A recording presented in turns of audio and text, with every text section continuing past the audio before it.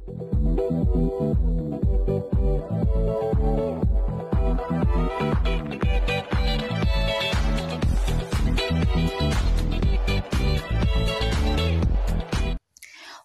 back with me, Alia Rika Anjani. Kali ini baru kemarin Bang Tere post lagi cerita-cerita sahur. Ini episode 2 dari yang bukan kalian tapi Raib yang paling sedih. Yang sebelumnya udah aku bikin juga videonya. Nah, ini lanjutannya. Langsung aja aku bacakan. 1 menit lengang di flashback dulu sebentar. Kemarin terakhir tuh Raib itu sedih banget dan dipeluk oleh Eli, ibunya Raib. Dan ini lanjutannya. 1 menit lengang di kebun tepi danau tersebut. Langit yang gelap berangsur kembali terang. Cahaya lembut matahari pagi kembali membasuh sekitar. Suhu udara yang dingin mencekam kembali hangat. Tubuh Eli yang masih memeluk erat Raib perlahan mendarat di antara tanaman. Eli perlahan melepaskan pelukan. "Aku minta maaf, Tante." Raib bicara pelan menyekap pipinya. "Aku tidak bisa mengendalikannya." "Tidak, Ra." Eli tersenyum, berkata tegas, "Kamu bisa mengendalikannya. Lihat, semua kembali normal. Aku memang membantu, tapi itu hanya sugesti menenangkan." Sally menghela napas. Dia sejak tadi masih memegang tangan Raib. Tubuhnya tadi juga terangkat 1 meter, sambil menahan energi dingin yang seperti mengiris seluruh tubuhnya. Kaki-kakinya kembali menginjak tanah. Raib menunduk. Situasi ini terasa ganjil. Dia tidak tahu harus melakukan apa lagi. Ali sudah memutuskan tinggal di Sagaras. Dia tidak punya hak melarangnya. Ini memang rumah yang Ali cari sejak dulu. Ibunya masih hidup dan adalah ksatria Sagaras nomor 1. Tadi dia sedih sekali. Dan entah apa yang terjadi, jutaan sel di tubuhnya melepas kekuatan yang tidak bisa dia kendalikan. Sekesal apapun dia dengan Ali selama ini, Ali yang rese, sok, tetap saja dia merasa kehilangan. Apakah dia egois jika dia merasa sedih? Apa yang harus dia lakukan sekarang? "Ayo, Ra, kita pulang." Sally menarik pelan tangan Raib, mencoba mengambil alih situasi. Raib mengangguk. Sally mulai melangkah pelan meninggalkan kebun itu. Diikuti Raib. 1 langkah, 2 langkah dia menoleh ke Batozar. Master B." Batozar yang masih berdiri balas menatapnya. Kemana jalan pulang menuju klan bumi, Master B?" Sally bertanya polos. Aduh, jika saja situasinya tidak semenyedihkan ini, bahkan Sally akan terpingkal sendiri menyadarinya. Tadi dia pede sekali mau mengajak Raib pulang. Sekarang dia bingung. Raib hendak meraih buku PR matematikanya. Mungkin itu bisa membuka portal. Raib hendak meraih... aku tidak tahu, Sally. Tidak ada teknologi klan lain yang bisa membuka portal keluar dari sini. Mereka memiliki teknologi enkripsi yang berbeda. Batozar menggeram membuat gerakan tangan Raib terhenti. Benar juga, buku kehidupan miliknya tidak berguna banyak. Izinkan orang tua ini membantu Nona muda Sally, Kakek Ban. Melangkah mendekat. Aku akan membuka portal agar kalian tiba di gerbang pertama. Lantas dari sana kalian bisa melewati lorong berpindah menuju dasar lautan tersebut. Ksatria Sagaras nomor 7 akan meminjamkan alat selam di ujung lorong tersebut agar kalian bisa melewati tekanan dasar samudra. Kayaknya seru banget gak sih? Kembali ke klan bumi. Terima kasih Kakek Ban. Kakek Ban menjentikkan jemari. Tes. Tirai transparan portal klan Sagaras terbentuk. Tentu saja sepanjang kalian bisa melewati 5 gerbang, bertarung melawan Satria Sagras, kalian bisa berkunjung, itu peraturannya. Masa harus bertarung lagi sih? Sally menyeka anak rambutnya. Aduh, itu artinya nyaris mustahil.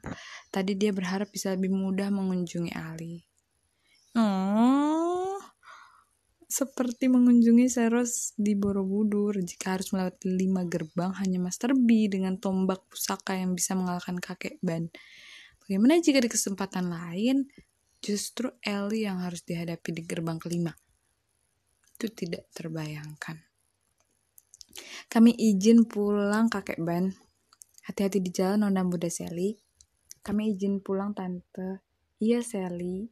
Ellie masa dipanggil Tante? Coba. Raib di sebelah Sally sejak tadi masih menunduk, tidak kuasa pamitan. Sally menatap Ali. Bye, Ali. Sedih banget. Ali hanya diam. Dia sejak tadi juga mendadak membisu. Dia kayaknya bingung apa gimana sih. Mungkin menyaksikan Raib yang nyaris kehilangan kendali karena sedih membuatnya ikut sedih. Dia mungkin tidak menduga itu akan terjadi. Subuh banget dong. Sally membalik badannya menarik tangan Raib. Master B juga bersiap mengiringi melintasi tirai transparan. Tunggu sebentar, Ali bicara. Sally menoleh juga Raib. Wah, apakah si biang keruk ini mendadak berubah pikiran? Ali melangkah mendekat. Wah, apakah ada keajaiban? Ali bersedia melepaskan kesempatan tinggal di Sagaras.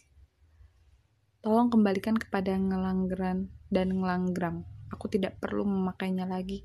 Aku tidak akan berubah menjadi beruang pemarah. Ini milik mereka. Oh, yang sarung tangan bukan? Ceros bisa memulihkan kekuatan penuh mereka. Sally menghela nafas, entah untuk yang keberapa kalinya. Ternyata Ali hanya menitipkan sarung tangan, bukan mendadak berubah pikiran. Oh, yang maksud Bang Tere itu sarung tangan kembali kepada pemiliknya. Berarti sarung tangannya itu kembali ke Seros ya? Ya, benar-benar.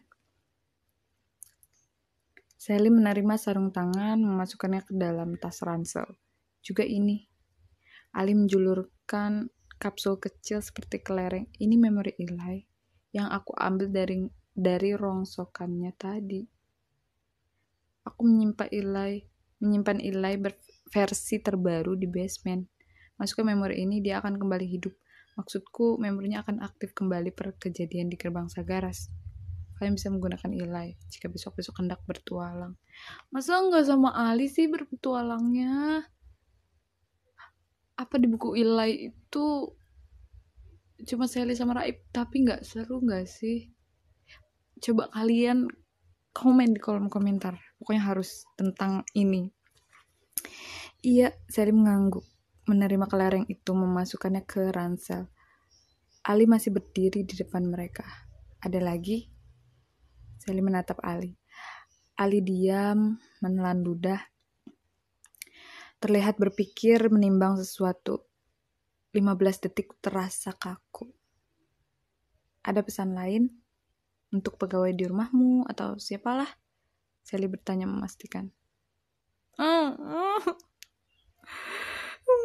Ali perlahan meraih sesuatu di sakunya. Untuk Mura.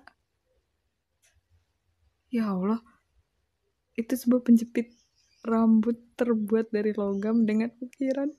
Itu jepit rambut yang indah. Tapi buat apa jepit rambut ini? Raib menatap Ali.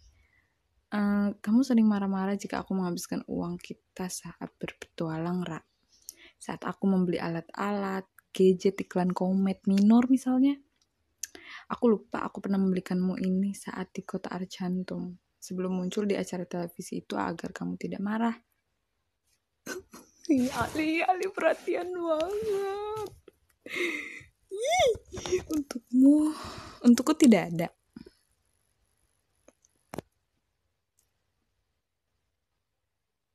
Sally bertanya polos memotong suasana kaku. Ali menggaruk rambut berantakannya dengan tangan.